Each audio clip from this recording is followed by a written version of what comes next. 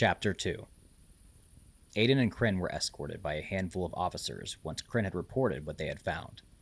The lifts took them to the main floor of the building, and they were taken to a flight of stairs that led up to a large room that oversaw the entire operations in the factory. During the walk, Aiden couldn't stop thinking about the ore and the odd but yet comforting feeling that it gave him. The two received many curious looks from others working during their escort. This wasn't something that was seen often. However, Aiden did not seem to notice, as his mind was by far focused on something else. They approached the steel door, which was unlocked by the officers as they instructed the two friends to walk in. As they entered, the doors closed behind them. The office was large. It was the width of the window that oversaw the factory operations. Scattered through the room were plans and schematics on various tables, lanterns hung from the ceiling emitting light through the area, and even a weapon rack with not only firearms, but also a few bladed weapons as well. In the center was a wooden desk with papers scattered across it, and standing behind the desk observing the floor below was a tall and visibly muscular man. His attire looked similar to a regular officer's uniform, but rather than basic armor and leather features, it was fitted with the nation's color of cerulean and gold. "It has come to my knowledge that the two of you have found something of interest in the mines," he said, continuing to stare out the window below. "It is very rare I allow workers to leave their posts, let alone even meet with me during working hours. So tell me," he turned around to face Aiden and Kryn, "is what the officers are telling me truthful?" Aiden and Kryn both stood silently for a moment, giving each other a look, as if they both asked each other without words who was going to speak first. Captain Kellett was rarely seen outside of his office, unless it was to directly reprimand prisoners for slacking on the job. He was known for his temper, which could easily be set off. "We found what we think might be Arcanveil," said Aiden cautiously. "At least that's what we think it is, from what we know about it." Kryn gave Aiden an approving nod. "Yes, sir," said Kryn. "It was a clear like ore with an odd glow to it. Aiden's actually the one that struck it at first, and then I helped him dig it out of its place." Both Aiden and Kryn looked at each other, sweat dripping from their foreheads, but not from fatigue. They awaited a response from Kellett as he took a few steps forward, just looking at the two, examining them in a way. "So what is it that you two actually know about Arcanveil?" said Kellett in a calm, yet serious tone. "Well, I know it apparently has some weird, properties to it," responded Kryn. "Some people were able to use it," said Aiden, "to give themselves strengths and, well, I guess powers of sorts." "That is mostly correct," said Kellett. "We've never understood the material, to be honest. Just that it indeed does give certain people enhancements. Enhancements that have always been used for nefarious reasons through the course of our history." Aiden and Kryn looked at each other, not knowing what to say. They had grown up hearing the stories about individuals with odd powers that somehow used Arcanveil as the source. However, they had never actually seen Arcanveil in person before, let alone witnessed anyone that could use it. As far as they knew, those that were able to gain enhancements from the material were eradicated 20-some years ago, thanks to the Celestian Kingdom. "However," Kellett continued, "thanks to our kingdom's fine efforts and the leadership of Lady Juliana, we were able to take care of that specific problem. You two were probably too young to remember, but honestly, it's best that you don't." "What exactly happened?" asked Kryn. "Celestia did its duty to protect their people," said Kellett. "These monsters, or veil bursters, as someone called them, were a danger to everything we stood for. If we would have not done what we did, then they would have continued to thrive, repopulate, and further their attempts to take over our kingdom. We made sure to put an end to that before it was too late." Aiden took a look around the room as Kellett was speaking. He was listening to what he had been saying, but something felt off about this room. Despite learning some of the history of these veil bursters, he couldn't help himself but have quick glances around the office. It was faint, but there was a vaguely familiar sensation he was experiencing. He then snapped out of his observation of the room and looked at Kellett. "So, what exactly does all this mean?" said Aiden. "Did we actually find Arcanveil in the mines? And if so, then what's so important about it now? If all these, veil bursters are, gone." "We have our reasons," said Kellett, But the most important would be that while Celestia did its best to cleanse our nation of the unnatural, the truth is that there may be more out there, hiding like rats waiting to move in the night to attempt to take this kingdom from us. However, if they don't have any sources of Arcanveil, then they'll never really be a threat. This is why all of our sources, findings, or even hints about Arcanveil being found are given such high priority. Kellitz then walked closer to his desk. He pulled out a small key and unlocked one of the drawers. Kellitz pulled out a small metal box and set it on the table. He then opened it and pulled out a small, clear shard. He held it in his hands and looked at Aiden and Kryn. So tell me, is this what you found? Aiden's heart skipped a beat as a surge of emotions came over him. Not negative emotions, but more curiosity and an odd sense of calming. It was the same feeling he had when he first saw the ore in the mines. This was indeed a shard of Arcanveil. Yes, sir, said Aiden. It's got the same glow and color as what we found in the mines. I believe that, well, they're the same thing. Aiden did his best to keep his composure. He didn't know what was going on. It was hard to tell if Kryn was having the same feelings he was having, as both of them had been quite nervous just meeting with Kellitz, so it was hard to get a read on each other's emotions. I assumed as much, replied Kellitz as he put the shard back into its box and locked it away. You two did the right thing by reporting this to the officers on duty. If any of this were to get out, or news of there possibly being a geode of Arcanveil in Torleth, then it could lead to some events which we would not want to occur. We wouldn't want some veil-burster rats coming out of the darkness to try to get their hands on it. Not that we couldn't handle it, but those, well, I wouldn't even call them people. Those things are ruthless. I don't even want to think about the amount of civilians they may kill just to attempt to get their hands on any of the material. Kellitz eyed Aiden and Kryn. Aiden wondered if he could tell that they were nervous. Kellitz continued. We wouldn't want any innocent people getting harmed, would we? Correct, sir, said Kryn. We're just doing our best to be good and honest working civilians. I'd hate to see anyone I know get in harm's way. Kryn continued to carry on about how he cares for the kingdom and its people. Aiden side-eyed Kryn as he spoke. Normally, he was the first person to call out the deception of Celestia. He and many others would often agree that the facade of fair trials and protection of their people were simply bold-faced lies. Kryn was always just more vocal about it. However, seeing his tone and demeanor completely change in the face of authority was telling of his true feelings. Kryn was in a way fearful of Celestia and their true intentions, much like most citizens. All the people could do was try their best to make it to the next day, and hope they would live a life free of an overwhelming amount of struggle. While many found themselves locked away as prisoners, most of whom were actually innocent, the civilians of Celestia were no more free than the prisoners themselves in a way. Sure, they could live what one would consider a good life. They could move to wherever they wanted in the nation, work however they wished, start families, and even own businesses. But that was just the thing. Everything came with a catch. The biggest of which is that the citizens of Celestia were not permitted to leave the nation under any circumstance. Doing so would result in a life sentence in the factories on the grounds of treason and conspiracy. Kryn stopped talking after he finished expressing his obvious falsity of feelings. He was just trying to please Kellitz, and Aiden didn't blame him. I can agree with Kryn, said Aiden. I'm happy to have brought this to your attention. It was the right thing to do. Good, said Kellitz. We're lucky to have dedicated and loyal workers such as yourselves here. It's because of people like you that Celestia will continue to prosper and be the greatest nation in our world. Now, I feel it's only fitting that you two be rewarded for your loyalty and findings. Aiden and Kryn perked up a bit.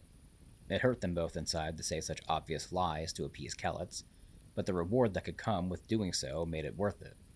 Kellitz approached both of them. Now, you two have been working here for some time. You have great experience, and from what I've seen today, much loyalty to Celestia. I'd like to offer you both a promotion of sorts. A promotion? Asked Kryn. Correct, replied Kellitz. If there's a geode of Arcanveil in the mines, then I'll need some people to be in charge of excavating it.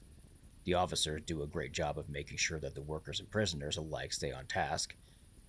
However, having some people in charge, like the two of you, would serve as some motivation to others who would work under you, showing that indeed true dedication and loyalty can lead to great opportunities for all civilians of Celestia. I would like to formally offer the both of you to become the foreman of the factory's mines. So, we would keep working in the mines? Asked Kryn. Yes, you would, said Kelletz. However, as foreman, you will be given appropriate and better suited equipment for your safety, as well as a significant raise in pay. Aiden felt his heart begin to race. He had an almost similar feeling he usually experienced when speaking to his mother. Kelletz was offering both himself and Kryn a chance to earn significantly more arcs, but at the cost of both of them taking permanent work in the mines. But more importantly, at the cost of Aiden not being able to leave the city, to get away from his mother and experience what he could of the world. Higher pay and better equipment? I'll take that deal any day, said Kryn. He looked at Aiden, however. He could tell he was contemplating what to say. While Kryn had a few more years at minimum of working in the factories, Aiden's contract was coming to an end in just a mere few days. So, what about you, Aiden? It was like time stopped for Aiden for a brief moment. All the possibilities quickly ran through his head of what he could do. Having a foreman's role at the factories would not only mean extra pay, but also some good graces of officers and officials. If he was earning more arcs, that means he could save even more than he already was. He would have to keep the promotion a secret, however. If his mother found out he was earning more, she would surely worsen her poor spending habits, whose responsibilities always fell on Aiden. He had already crawled them out of debt multiple times in the past, and didn't want to go through that again. He thought that he could possibly just stay in Torleth, but move to the same district as Kryn at one of the available maisonettes. However, he would still be in the same city his mother lived in. The only way for me to really escape, to really get away from her, is to actually leave and be as far away as possible, thought Aiden. Captain Kelletz, I highly appreciate the offer. As big of an opportunity it may be for me, I just can't accept it. My contract is up in just 2 days, and I've already made plans to move. For a while now, I've been ready to start seeing what else Celestia has to offer, to explore the other cities, villages, and locations. We've been blessed with an amazing nation, and while the arcs are a great incentive, I just feel like I need to see what else is out in Celestia for me. Aiden didn't care about the other cities, villages, or anything else in the nation for that matter. He simply just needed to be away from his mother at all costs. If it was legal, he'd even move to an entirely different nation just to get further away. Obviously, that couldn't happen, but he could go south to the complete opposite end of the nation. That would be good enough, at least. Kryn looked at Aiden with surprise, and Kelletz also appeared to be shocked with Aiden's denial of the promotion. It was hard for anyone to turn down extra arcs. A promotion like this would mean that Kryn and Aiden would more than likely never struggle with paying dues, buying food, or just surviving ever again. Kryn suddenly knew at this moment that Aiden was serious about leaving. Aiden had often spoke with Kryn about his mother, about how she treated him, and if any of the ways she acted towards him were out of line. Kryn knew that his mother had issues, but to turn down an offer like this must have meant that things were far worse than Kryn had imagined. Aiden, how bad actually is it at home? Thought Kryn. Aiden, are you sure? I mean, this could be big for us. Captain Kelletz has given us a massive opportunity. I agree with what your friend is saying, Aiden, said Kelletz. Not many people get a chance like this. I highly suggest you reconsider. You won't have another opportunity like this in any of our other cities. This is the capital, after all. Kelletz had a somewhat confused, but mixed with frustration, look on his face. I'm sorry, sir, said Aiden. I just don't think there's any need for me to reconsider. I'm very gracious for the offer. Again, I just know that I'm ready to see the rest of the nation and see what else is out there for me. Aiden paused for a moment and looked at Kryn. You're going to be a great foreman, and I'm sorry I won't be here to do it with you. I've had my mind made up for some time now, and you know that. Aiden, said Kryn as he was quickly cut off by Kelletz. Very well then, said Kelletz. He had an even more serious tone, and a somewhat angered expression on his face. If you don't want the promotion, then so be it. Just know that when and if you come back to Torleth, that the opportunity will be gone. I offered you a great position due to your loyalty, and while it is your right to do as you choose, that does not make me happy with the outcome." "I know, sir," said Aiden, "and I'm very sorry to disappoint you, but thank you for at least understanding and respecting my decision." Kellett scoffed. "I don't respect it. In fact, I think it's foolish. However, it is your choice to make, and I must honor that." Kellett then turned from the two and began to walk back towards the window where he once stood. "This meeting is now adjourned. Kryn, come see me when your shift is over, and we shall review the details of your promotion. It begins tomorrow." Aiden and Kryn nodded and proceeded to leave Kellett's office to return to the mines. For a bit, Kellett stood in front of the window as he watched Aiden and Kryn return to the lift. Once they had finally descended, he called for some of the officers who stood watch outside of his office. 2 officers opened the door in response to his command and walked in. "Yes, Captain Kellett?" asked one of the officers as he stood in an upright position, showing respect towards his superior. "I need you to take care of something for me," said Kellett. "It appears that Aiden Carathal has turned down the given offer to continue his work in the mines. He says he plans on leaving Torleth once his contract ends." Kellett turned and looked at the officers. "Take care of him for me, would you?" "Understood, sir," said the same officer. "And the others working in the mines?" "Kryn is fine," said Kellett. "I have plans for that one. But the others, did they also see what the 2 discovered?" "From what was reported to us, they did," said the officer. "It was kind of hard to miss it, and it was a pretty big ore, allegedly." "I see," said Kellett. "Make sure Kryn is escorted to my office once their shift is over and the prisoners take over. Once the rest leave, you know what to do. We cannot and will not risk news of this getting to the public, let alone outside the city." "Understood, sir," said both officers. They then walked out of the office, waiting to complete the task given to them. "Aiden Carathal," thought Kellett, "you have made a big mistake not taking this offer." "You're really not going to stay?" asked Kryn. "You get a huge offer like this, one that could possibly set you up for the rest of your life, and you say no?" Kryn swung his pickaxe with a bit more force than usual. "Kryn, you might not get it, but I can't stay here," said Aiden. He continued to work as usual, as if nothing had happened. While the 2 were gone, it appeared that the prisoners had been ordered to remove the Arcanveil from the mine. However, that didn't stop Aiden from looking at where it once sat in the wall. The curiosity of what the feeling he once had still lingered, but continuing to focus on it wouldn't change anything. His attention needed to be on one thing, and that was leaving. "You know what, Aiden? I don't get it," said Kryn as he stopped swinging his pickaxe for a moment. "You struggle with arcs for years, barely making it by. You complain about your mother to me all the time, when you could just move into some other place in the city, but you won't. You think that you need to just leave Torleth altogether? It doesn't make sense, Aiden." Aiden swung his pickaxe down forcefully, so hard that the metal stuck into the stone on the ground. "You've never cared to actually understand what I go through on a daily basis, Kryn. You might listen to me when I need to vent, but your usual advice is to just go grab some mead. I'm not asking you to make sense of it. It's just the best thing for me." "As your friend, I'm going to disagree.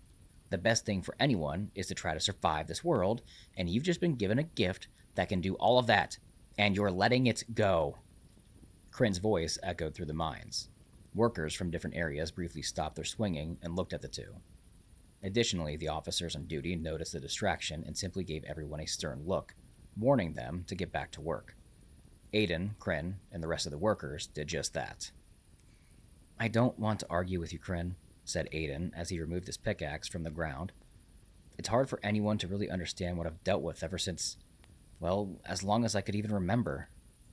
"Get over it, Aiden. If you weren't aware, most people don't actually have perfect parents. Difference is we just go on with our lives instead of letting it hold us down." Kryn continued to work as well. Aiden, however, remained silent.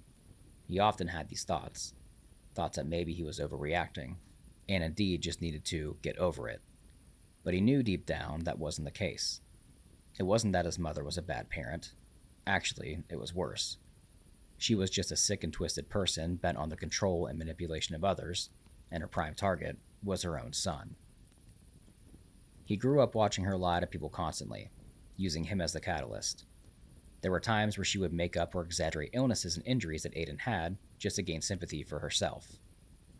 She would often take ARCs from him, claiming it was for dues or debts, but would instead spend it on things like books, artwork, and more nonsense that overly cluttered their home, which then left Aiden to still use the remainder of his ARCs to pay the debts she had not taken care of. When his sister came around, there was an obvious favoritism shown. The way she treated Aiden was very similar to the way his mother acted towards him. At one point, Aiden had saved enough ARCs to pay for a deposit on his own maisonette, but his mother found them hidden in his room and confiscated them. She claimed they needed the ARCs for dues and food, and that it was selfish of Aiden to be hiding them from her. He never did know where those ARCs went to or what they were actually spent on. And there was the time where Aiden actually had an interest in a woman, May, who frequently played music at Tinya's. However, after seeing each other for some time, his mother forced May away by telling her cruel lies about Aiden. He did inform May that his mother was lying and had issues. However, she did not want to be romantically involved with someone who had a mother that controlling. They didn't speak much more after that. There were many other instances of manipulation and control that flooded Aiden's mind as he continued to work. Some of which were very vivid and angering, others he didn't recall much in detail. Almost like his mind was blocking the worst of the memories so Aiden wouldn't remember them. One could only take so much emotional distress, exploitation, and manipulation. If it went on for much longer, Aiden would break, and he was often afraid of what that would look like. Either he would give in to his anger and do something to his mother, or he would give in to his distress and do something to himself. He didn't know which one was worse. Aiden and Kryn continued to work the rest of their shift in silence. There was not much more they could say to each other without either of them growing in frustration.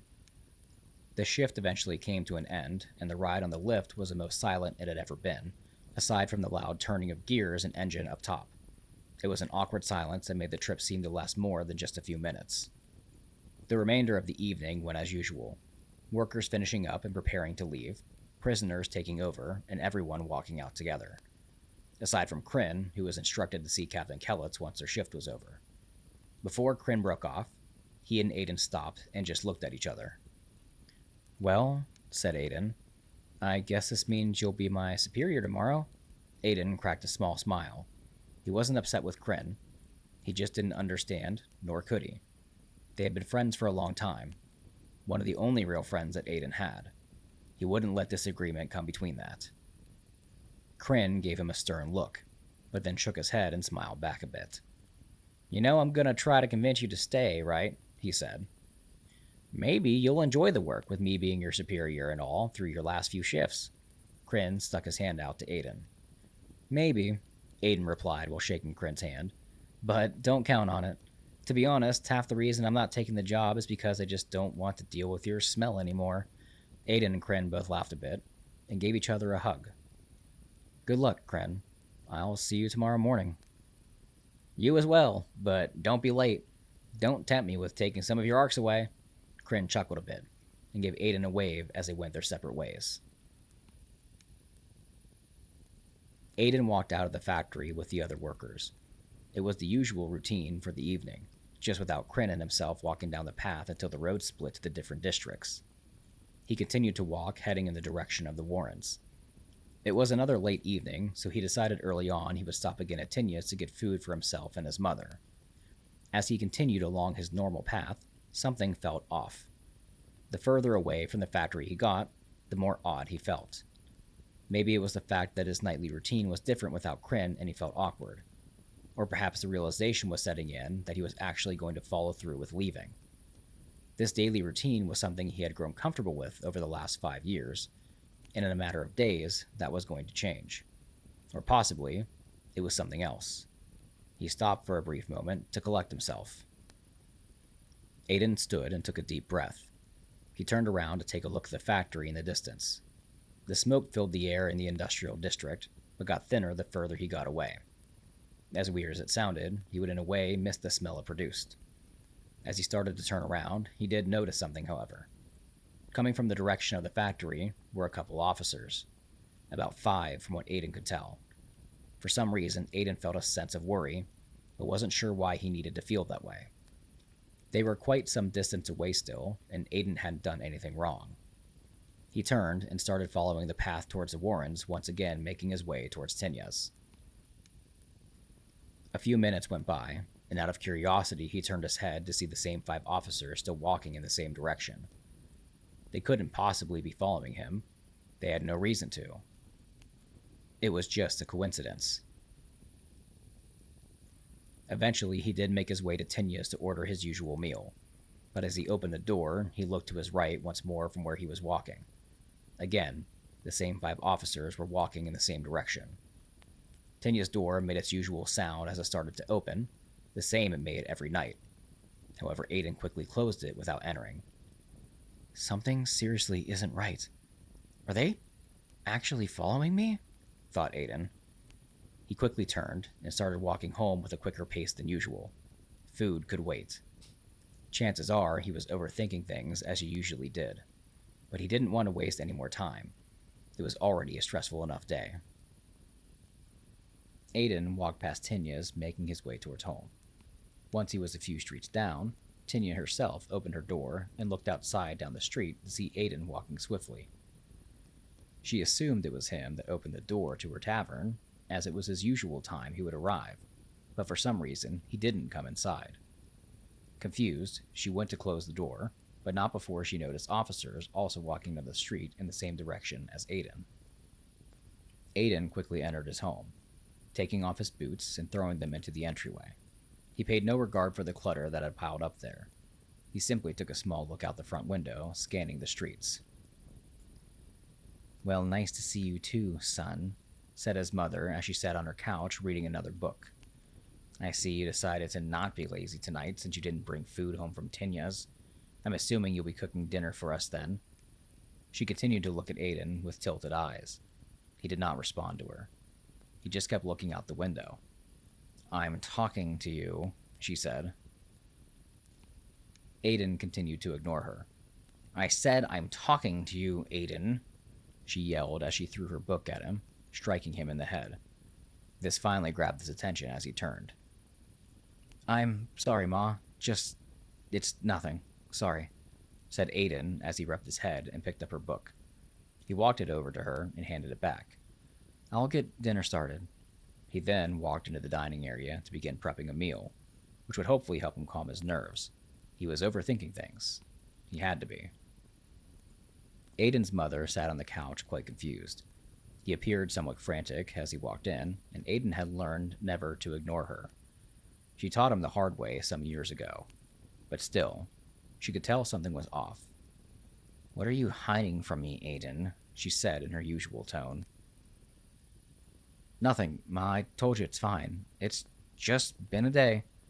He continued to grab various utensils to prepare dinner, but his hands were shaky, and he fumbled with some of the utensils as he grabbed them. His mother stood up and walked into the dining area. "You are lying to me, Aiden," his mother said as she got in his face yelling. "You will tell me what is going on right now, or else I'll—" She was quickly cut off by a loud knocking at the door. There was an odd silence in the home, as both of them looked towards the front door, wondering who could be knocking. "Answer it," she said sternly. "I would rather not, Ma," replied Aiden. His mother quickly grabbed the front of his shirt, near the neck area, leaning her weight backwards and using her center of gravity to throw Aiden back into their family room. Not enough for him to hit the ground, but enough to catch him off guard, causing him to stumble. "I said, answer the door, Aiden."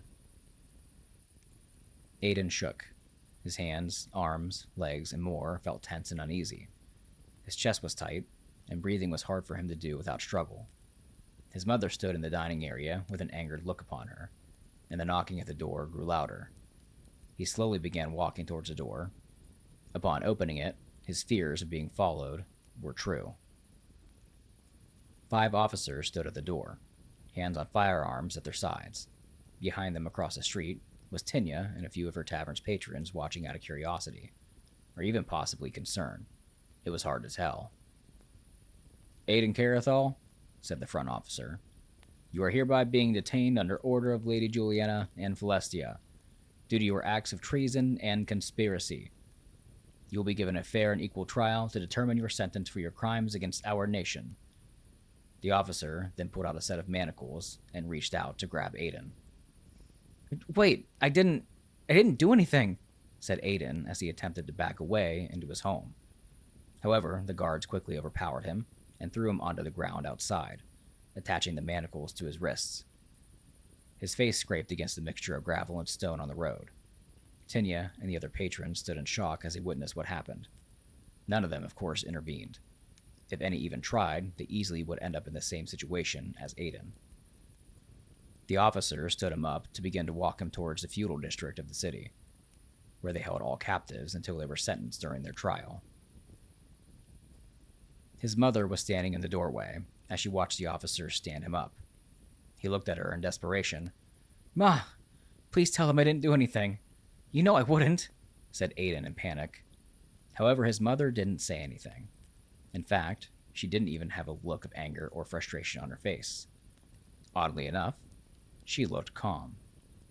She stared at her son and simply smiled. Smiled at the fact her son was being detained. As a reaction, Aiden flailed, trying to force his way out of the officer's grasp. Panicking, he didn't know what else to do. One of the officers responded to Aiden struggling with a firm strike of his fist. The punch connected with the side of Aiden's face, causing him to become dazed and nearly fall down. The officers began to drag him along the way.